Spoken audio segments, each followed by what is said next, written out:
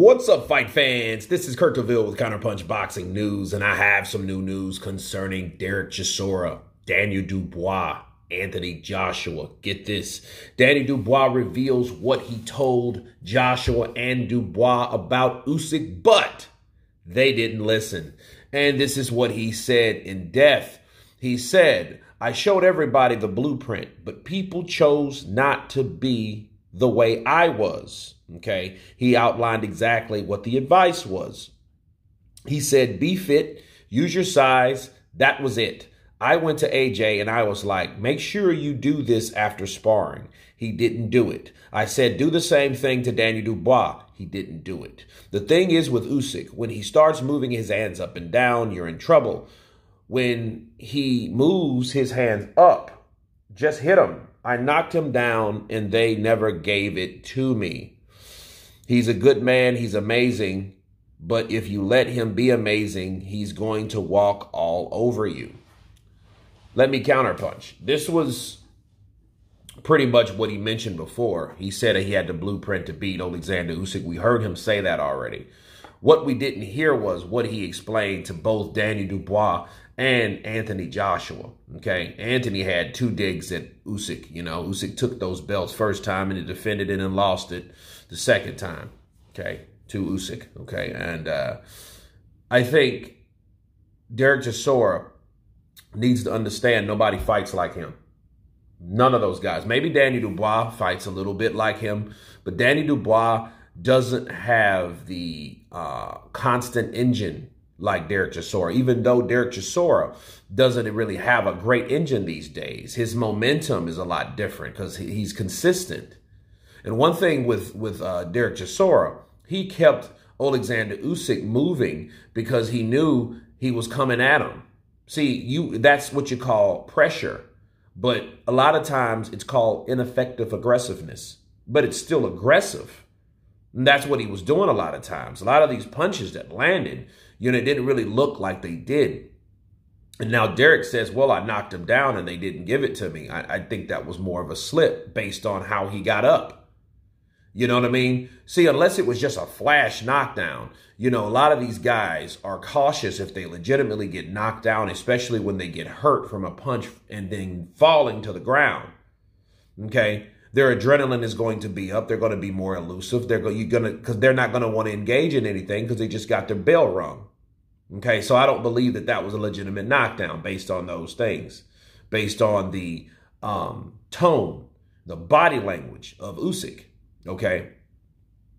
Now him saying, well, hey, you know, he's an amazing fighter, but just don't let him be amazing. That's easier said than done. And one thing I need to share with you guys about the Derek Chisora versus Alexander Usyk fight, for one, after he beat Joshua, only after he beat Joshua, he revealed that, hey, I wasn't fighting him out like I could have fought him.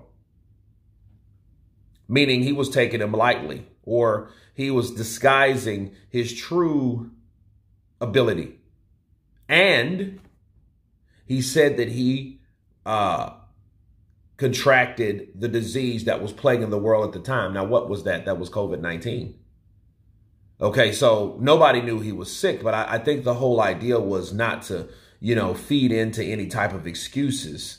You know what I mean? So I think it was a combination between the two. So you mean to tell me you had COVID, or you were getting over the symptoms of COVID, okay, and was able to disguise your fighting style or your true ability? That by itself is challenging.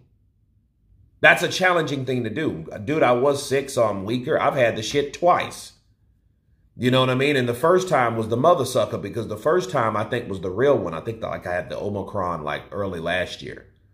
But I forgot what the one was. And the one had put me down for about 10 days. Facts. Okay, so I didn't really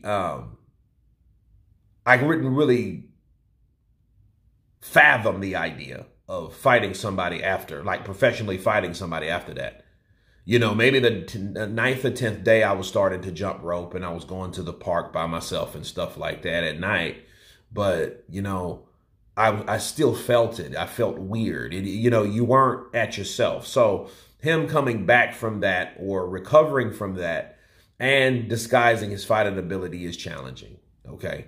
But if he was doing that, how do we know what Derek Chisora was saying that could help those other two dudes when he probably more than likely wasn't doing that with AJ or Danny Dubois, because he knew those guys were younger than him, he knew they were bigger than him, and he knew more than likely they were stronger and hit harder. So he couldn't afford to mess around like he did with Derek Chisora. So in other words, people, Alexander Usyk, in short, was probably playing with Derek Chisora. It just didn't look like that because Derek Chisora is always coming forward. Something to think about. So what you tell Anthony Joshua and Danny Dubois about how to beat him, well, I think they should have been more aggressive. They should have used their size, but easier said than done. See, here's the size factor in this whole equation, which people are not also understanding, is that when you get in there with a guy that's bigger, doesn't always mean you have the advantage. You got guys like Manny Pacquiao, and it wasn't an advantage at all. In fact, him being smaller and more elusive was the advantage. So it depends on what type of style you have, not how big you are, because being big, you may be big and slow. Somebody else smaller and shorter or quicker, they're able to box circles around you. That doesn't mean it's an advantage now, does it? No. But anyway, you guys tell me what you think of Derek Chisora revealing what he told Anthony Joshua and Daniel Dubois. They didn't listen about Alexander Usyk. Of course, please subscribe. And you guys been Counterpunch. Peace.